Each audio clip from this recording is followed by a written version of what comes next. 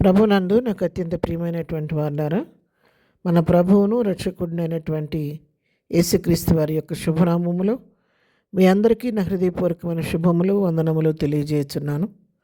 ఉదయకాల సమయంలో వాక్య ధ్యానం చేసుకుందాము.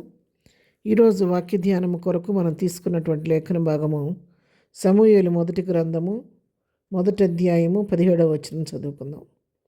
అంతటి ఏలి, నీవు క్షేమముగా వెళ్ళుము, ఇశ్రాయేలు దేవునితో నీవు చేసుకున్న మనమని ఆయన దయచేయును గాక అని ఆమెతో చెప్పాను. ఆమె దేవుని నామమునకు మహిమ కలుగును గాక.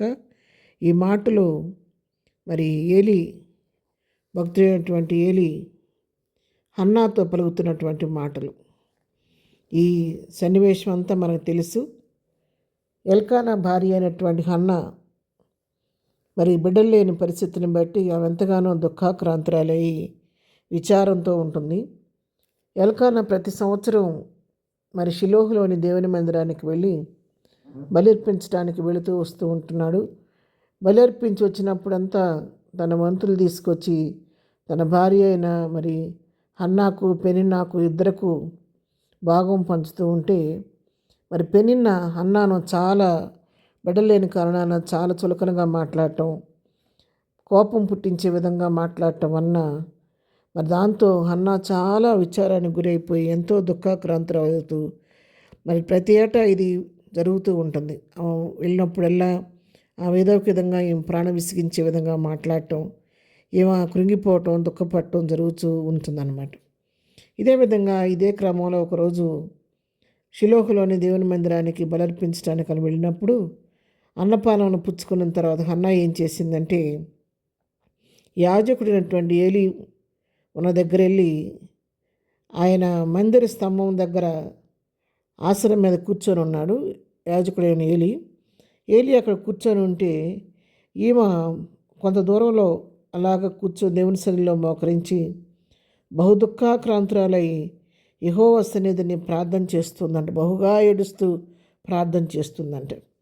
ఎలా ప్రార్థన చేస్తుందంటే, ఎంతో హృదయాన్ని కృమ్మరిస్తుంది, బహుగా దుఃఖపడుతుంది, ఏడుస్తుంది, కానీ స్వరం మాత్రం బయటికి రానివ్వట్లేదు. పెదవులు మాత్రం కదులుతున్నాయి, కానీ స్వరం బయటికి రాకోకుండా తన హృదయాన్ని అంతా దేవుని సన్నిధిలో కృమ్మరిస్తూ ఉందంట. కృమ్మరిస్తూ ఉంటే అక్కడ ఆసనం మీద కూర్చున్నటువంటి యాజకుడైన ఏలి ఈ హన్నాను గమనించి కొంత సమయం అలాగ చూసి ఈ హన్నా నా దుఃఖపడటం చూసి నీకు కూడా హృదయం ద్రవించిపోయిందేమో అంటున్నాడు కదా, అమ్మా ఇంకెందాక నువ్వు మత్తురాలుగా ఉంటావు, నువ్వు ఇక ద్రాక్షారసం యొద్దలను తీసివేయి అంటున్నాడు. అంటే అప్పుడు హన్నా అంటుంది కదా, అయ్యా నీ దాసురాలనైన నేను మరి మనోదుఖం గలదాన్నై నేను ఇక్కడ నా హృదయాన్ని దేవుని సన్నిధిలో కుమ్మరించుకుంటున్నాను, కానీ ద్రాక్షారసమునైనా మద్యమునైనా నేను పానం చేయలేదు, నా ఆత్మని యెహోవా సన్నిధిలో నేను కుమ్మరించుకుంటున్నానని చెప్పని మరి ఏలితో చెప్పి నన్ను పనికిమాలిన దానిలాగా నువ్వు ఎంచొద్దు, ఎంతో హృదయ వేదనతో నేను ఇక్కడికి వచ్చి మరి అత్యంత కోపకారణాన్ని బట్టి నేను ఈ విధంగా నిట్టూర్పులు విడుస్తూ నాలో నేను ప్రార్థన చేసుకుంటున్నానని చెప్పినప్పుడు అప్పుడు ఆ హృదయ స్థితిని అర్థం చేసుకున్నటువంటి యాజకుడు అని ఏలి అంటున్నాడు కదా, అవునా నువ్వు క్షేమముగా వెళ్ళుము, ఇశ్రాయేలు దేవునితో నువ్వు చేసుకున్న మనమని ఆయన దయచేయునుగా కానీ హన్నాతో చెప్పాడు అనమాట. అప్పుడు ఎప్పుడైతే యాజకుడు అని ఏలి ఆ మాట చెప్పాడో, నువ్వు ఇశ్రాయేలు దేవునితో ఏ మనమైతే చేసుకున్నావో ఆ మనం నీకు దయచేస్తాడని చెప్పినప్పుడు యాజకుడు అని ఏలి యొక్క మాట యందు విశ్వాసం ఉంచింది హన్నా. ఆమె ఆ రోజు నుంచి బయలుదేరి తన గృహానికి వెళ్ళిపోయి ఆ రోజు నుంచి దుఃఖముగ్గా ఉండటం మానివేసి చక్కగా భోజనం చేసుకుంటూ ప్రభువు వాగ్దానం చేసినప్పుడు ఇస్తాడని విశ్వాసంతో వాగ్దానం కొరకు ఎదురు చూసిందంట. ఆ విధంగానే దేవుడు చెప్పినట్టు రీతిగా యాజకుడు అని ఏలి పలికిన రీతిగా దేవుడు హన్నాన్ని జ్ఞాపకం చేసుకున్నాడు. గర్భం తెరవబడింది, సమూయేలు కుమారుడు జన్మించడం జరిగింది. పిల్లరా, ఉదయకాల సమయంలో దేవుని వాక్యం మీతో మాట్లాడుతుంది.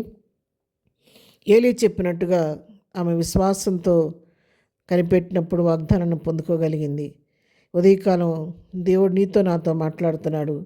ఇశ్రాయేల్ దేవునితో నువ్వు చేసుకున్న మనవ నీకు దయచేయనని చెప్తుండగా, నీవు గతకాలం అంతట్లో ఏ విషయం కొరకు నువ్వు దేవుని సన్నిధిలో ఏ మనవి చేసుకున్నావో, ఏ విషయం కొరకు నువ్వు ప్రార్థిస్తున్నావో దాని నూతన సంవత్సరం నీ పట్ల కూడా దేవుడు చేయబోతున్నాడు. కాబట్టి అన్నావలి మనం కూడా విశ్వాసంతో దుఃఖముగ్గా ఉండటం మానివేసి ప్రభు చేసే కార్యం కొరకు విశ్వాసంతో ఎదురు చూద్దాము.